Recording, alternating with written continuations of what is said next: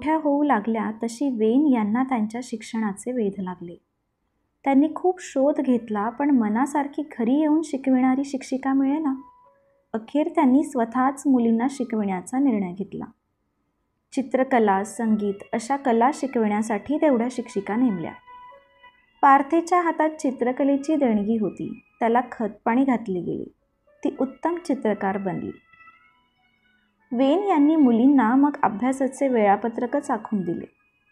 ते अतिशय काटेकोर होते आणि त्यात त्या अगदी बुडून जाण्यासारखे होते. अर्थात दोघी बहिणी हुशार होत्या हे ओळखूनच वेननी ते आखले होते. Greek, Latin, German, French, Italian या भाषा, इतिहास, गणित, तत्त्वज्ञान यांचे शिक्षण वेन मुलींना देऊ लागले. मूळचे हुशार व केम्ब्रिज विद्यापीठात शिक्षण व नोकरी तसेच वाचनाने आलेली विषयातली सखोलता यामुळे वेन उत्तम शिक्षक होतेच. पण पार्थेला शिकण्याचा फार कंटाळा असे. तिची तेवढी शिक्षणासाठी चिकाटीची तयारी नसे. उलट फ्लॉरेन्स त्याबाबत अतिशय उत्साही होती. नवनवीन शिकण्याकडे तिचा कल होता, जिद्द होती आणि ती समर्थही होती. पार्थीने पाहिले की फ्लॉरेन्स वेनकडून सर्व शिकते.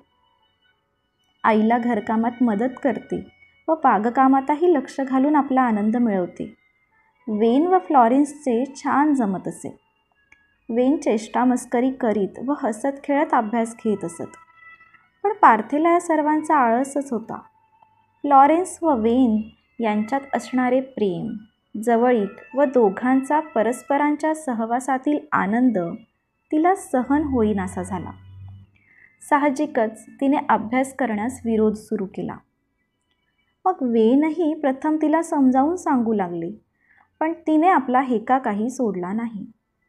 अखेर वेनही तिच्यावर चिडू लागली, संतापू लागली. दोघांच्यात थोडासा दुरावा निर्माण होऊ लागला. फ्लॉरेन्सचे शिक्षण मात्र निर्भेद चालू होते. तिला भाषा शिकण्यातही आनंद वाटे. सुट्टीत मावस भाऊ हेन्री निकोलसन व ती परस्परांना लॅटिन व फ्रेंच भाषा शिकवीत. त्यामुळे त्या दोघांमध्ये छान दोस्ती जमली होती. नायटिंगेल कुटुंब जेव्हा सहलींना जात तेव्हा तेव्हा तेथील भाषांचे बारकावे फ्लॉरेन्स समजावून घेत असे. तिला भाषांचे वेड लागले. पाण्यात बदके कशी लीलया खेळतात तितक्या सहजतेने व रस घेऊन ती भाषा शिकत असे. एकदा पार्थे फ्लॉरेन्सपासून दूर असताना फ्लॉरेन्सने पार्थेला पत्रात लिहिले होते की, प्रिय पॉप, मी तुला नवीन खेळ सांगते. कोणताही शब्द घे आणि त्या शब्दातील प्रत्येक अक्षरापासून किती शब्द आपल्याला येतात ते आठव. मी हा ब्रेथ शब्द घेतला तर मला 40 शब्द बनवता येतील. सगळी अक्षरे घ्यायची नाहीत आणि एक अक्षर एका शब्दात दोनदा घ्यायचे नाही. बघ एकदा प्रयोग करून कशी मजा येते ती. फ्लॉरेन्सने भाषांवर अक्षरशः प्रभुत्व मिळवले होते. वयाच्या 8व्या 9व्या वर्षी फ्रेंच भाषेत परिच्छेद लिहिण्यापर्यंत, पत्रे लिहिण्यापर्यंत मजल गाठली होती. जानेवारी 1829 मध्ये तर तिने ला व्ही दे फ्लॉरेन्स रॉसिंगॉल या नावाने छोटेसे फ्रेंच भाषेत आत्मवृत्त लिहिले होते. विलक्षण जाणकारीचीच मुलगी होती ती. लॅटिन भाषाही तिने अशीच आत्मसात केली होती. कोणतीही गोष्ट मनात घेतली की ती करायचीच व तीही परिपूर्ण असा फ्लॉरेन्सचा स्वभावच होता. याच सुमारास तिने खिळे जुळवून प्रिंटिंग करण्याची कला शिकून घेतली होती. नुसते शिकून ती थांबली नव्हती, तर सर्वांना तशी पत्रे ती पाठवीत असे. पण काही दिवसातच ही कल्पना मागे पडली आणि पुन्हा ती आपल्या सुंदर अक्षरात नेटकी पत्रे लिहू लागली. पार्थे व फ्लॉरेन्स दोघांचाही सर्वांगीण विकास व्हावा, त्यांना सर्व कला अवगत व्हाव्यात अशी फॅनीचीही धडपड असे. त्या दोघींनी चित्रकला जशी शिकावी असे तिला वाटे, कारण फॅनीही उत्तम चित्र काढत असे. तसे रोज अर्धा तास तरी त्यांनी पियानो वाजवावा यावर तिचा कटाक्ष असे. काहीतरी विणण्याचे कामही ती त्यांना शिकवीत असे. घरच्या लोकांना तसेच नोकरांनाही काहीतरी स्वतः बनवून दोघींनी भेट द्यावी म्हणून ती त्यांच्याकडून करवून घेई. बायबलमधील काही भाग रोज वाचण्याचीही सक्ती फॅनी मुलींना करी. रविवारी चर्चला ती नियमाने दोघींना घेऊन जात असे. घरी आल्यावर प्रिस्टने सांगितलेल्या धर्मोपदेशाचे सार लिहून काढावे लागे व फॅनी बघत असे. बायबलचे वाचन करून त्यांना माहिती मिळावी व पुढे त्यांना त्यातून आत्मिक समाधान मिळावे यासाठी फॅनीची ती धडपड असे. बौद्धिक वाढीबरोबर मुली शारीरिकदृष्ट्याही तंदुरुस्त राहाव्यात यासाठी फॅनीने त्यांना काही सवयी लावल्या होत्या. रोज सकाळ संध्याकाळ पायी फिरणे, बॅडमिंटन खेळणे, व्यायामशाळेत व्यायाम करणे यांची त्यांच्यावर सक्ती होती. उन्हाळा असो वा पावसाळा, फिरण्याचे बंधन मुलींवर होते.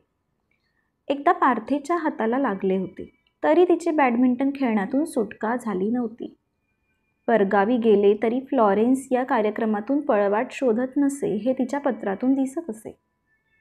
मुलींना शारीरिकदृष्ट्या दुर्बल राहू नये, तरुण वयातच त्यांना कोणत्याही व्याधी होऊ नये अशीच फॅनीची मातृसुलभ भावना होती. त्याला एक कारणही तसेच होते. माय आत्याचा मुलगा बोनी हा 6व्या वर्षी कॅन्सरच्या आजाराने मरण पावला. सर्वांसाठीच हा धक्का होता.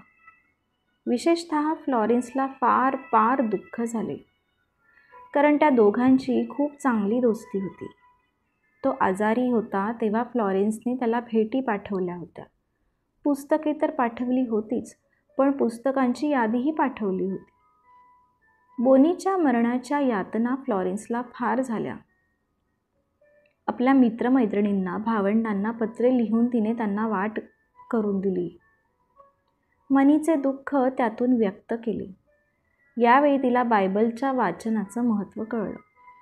मानवी जीवनातले दुःख, यातना, मानवी जीवनाची क्षणभंगुरता, त्यातील अपुरेपणा याविषयी वचनांचे ती वाचन करी. आता तिला त्यांचा अर्थ उमगला. यावेळी ती केवळ 9 वर्षांची होती. तिचे वय लहान होते, पण तिची संवेदनशीलता फार प्रखर होती. बोनीचा मृत्यू तिच्या बालमनाला चटका लावून गेला. कोणालाही अस्वस्थ करणारीच ती घटना होती. बोनीसारख्या चांगल्या मुलाचा झालेला अचानक मृत्यू, मारिया ब्रेंट या नोकराणीचा दीर्घकालीन आजार, जवळच्या खेड्यातील मानसिक संतुलन ढळलेल्या मिसेस पॅटीने केलेली आत्महत्या अशा फ्लॉरेन्सच्या डोळ्यादेखत घडलेल्या घटना पाहून फ्लॉरेन्स घाबरी होऊ लागली. फॅनीला आता तिची काळजी वाटू लागली. फ्लॉरेन्सची जास्त गरज होती या काळात ती म्हणजे फॅनीच्या सहवासाची. फॅनी ही तेवढीच ताकदीची होती. सर्व गोष्टी व्यवस्थित हाताळण्याची क्षमता तिच्या अंगी होती.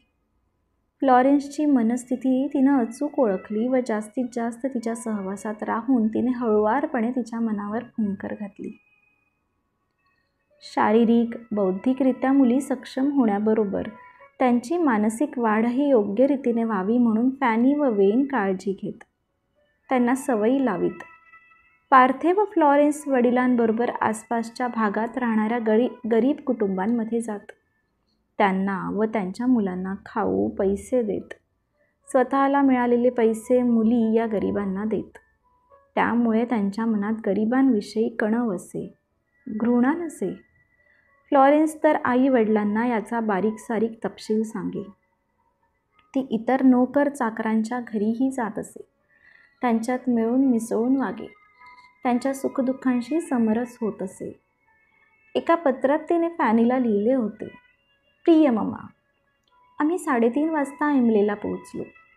माय आत्याने शाळेत पोहोचवले व शाळेनंतर मी मारिया ब्रेंट बरोबर, ती त्यांच्याकडे काम करणारी एक बाई होती, मी मारिया ब्रेंट बरोबर चालत घरी आले. घरी आल्यावर मला कूक बहिणी भेटल्या. आम्ही सगळ्यांनी मिळून 2 बनपाव, 3 हार्ड बिस्किटे व 2 मोठी गोल बिस्किटे खाल्ली. मी मारियाला त्यापैकी 1 बिस्किट दिले. माझं काही चुकलं का?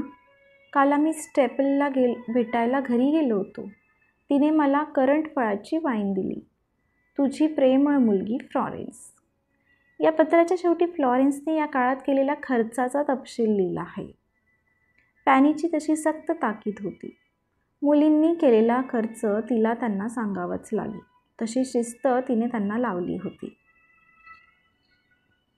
आपल्याला पाहिजे तसे मुलींच्या मनाच्या कोऱ्या पाट्यावर गिरवण्याचे फॅनीचे प्रयत्न चालूच होते. पार्थे नाजूक असल्यामुळे तिच्यावर जास्तच लक्ष असे. पण फ्लॉरेन्स काहीशी वेगळी असल्याची दाट शंका फॅनीला येऊ लागली होती. तिचे विचार, वृत्ती आणि सर्वांहून वेगळे राहण्याची धडपड फॅनीला जाचक वाटू लागली. फ्लॉरेन्सने लोकांमध्ये राहून त्यांच्या नजरेसमोर तिने राहावे, आनंदी राहावे आणि घरगुती बाबींमध्ये विशेष बारकाईने लक्ष घालावे अशी तिची अपेक्षा असे. पण तीही तिच्या सामाजिक वर्तुळात मग्न असे. माय आत्या तिला मदत करे, पण तीही तिला अपुरी पडे. ती तिचा संसार सुरू झाल्याने फार वेळ देऊ शकत नसे. आता त्या दृष्टीने फ्लॉरेन्सला योग्य दिशेने वळविण्यासाठी, तिच्यावर संस्कार करण्यासाठी एका तरुण, उत्साही व निश्चयी स्वभावाच्या आयाची गरज फॅनीला भासू लागली. आणि ती गरज मिस सारा ख्रिस्ती हिच्या रूपाने भागली. मिस ख्रिस्तीचे नायटिंगेल कुटुंबात चांगले स्वागत झाले. 20 वर्षांची ख्रिस्ती काहीशी कमनशिबी होती. तिला स्वतःच्या पायावर उभे राहायचे होते. एका प्रतिष्ठित व धार्मिक कुटुंबातील ख्रिस्ती हुशार व शिकलेली होती आणि निष्पाप व निष्कपटीही होती. शिवाय नायटिंगेल कुटुंब व ख्रिस्तीच्या कुटुंबाची चांगली ओळखही होती. त्यामुळे ती या घरात लवकरच रुळली व एकरूप झाली.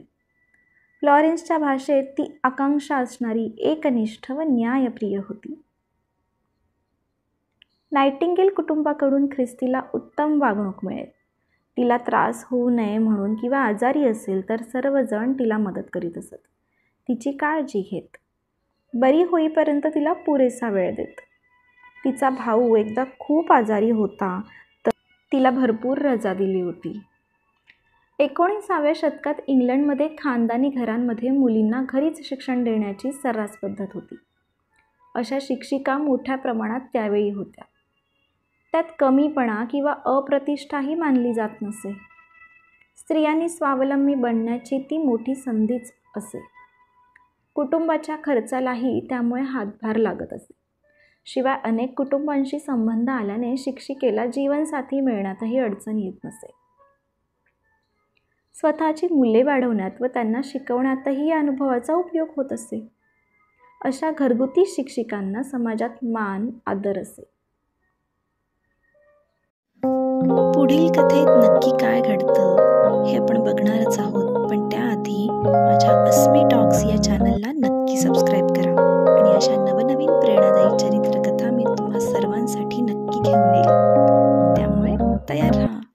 धन्यवाद.